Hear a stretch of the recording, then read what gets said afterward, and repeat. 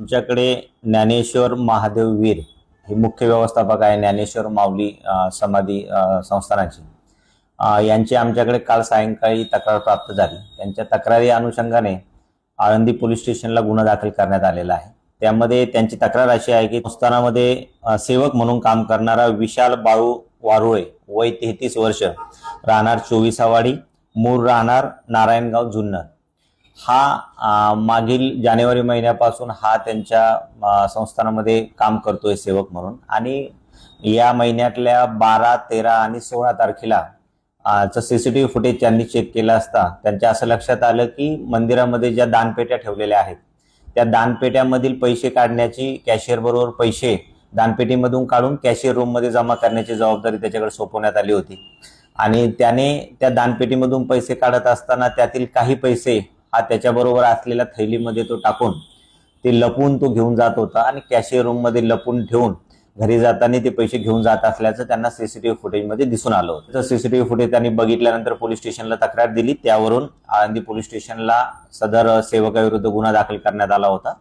काल रात्री आम्ही त्याला गुन्ह्यामध्ये अटक करून त्याचा पुढील तपास चालू आहे. ते गुन्हे दाखल आहे का कोणत्या पोलीस स्टेशन मध्ये, आणि तो आळंदी देवस्थानमध्ये कशा पद्धतीने आला, काय एकंदरीत त्याची मोड? मंदिर प्रशासनाकडून मिळालेल्या माहितीप्रमाणे तो 1.5 ते पावणे 2 वर्षापूर्वी आळंदी मंदिरामध्ये सेवक म्हणून काम करत होता. सुरुवातीला त्याने अन्नदान विभागामध्ये काम केलं आणि मागच्या जानेवारी महिन्यापासून तो कॅशियरला दानपेटीतील रक्कम काढण्यासाठी मदतनीस म्हणून काम करत होता.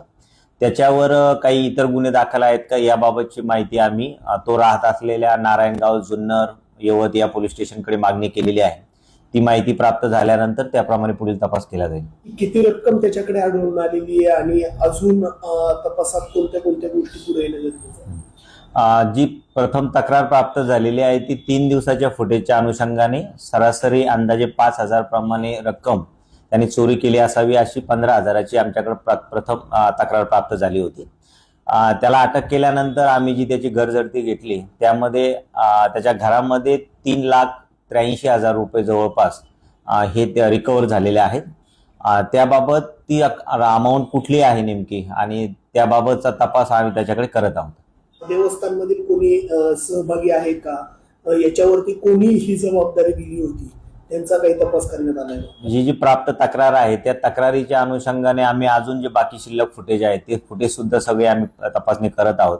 तसेच याच्यामध्ये कुणाचा सहभाग आहे का किंवा याचा कुणी साथीदार आहे का याबाबत सुद्धा पुढील कालावधीमध्ये PCR मध्ये तसा तपास करून ते निष्पन्न केलं जाईल.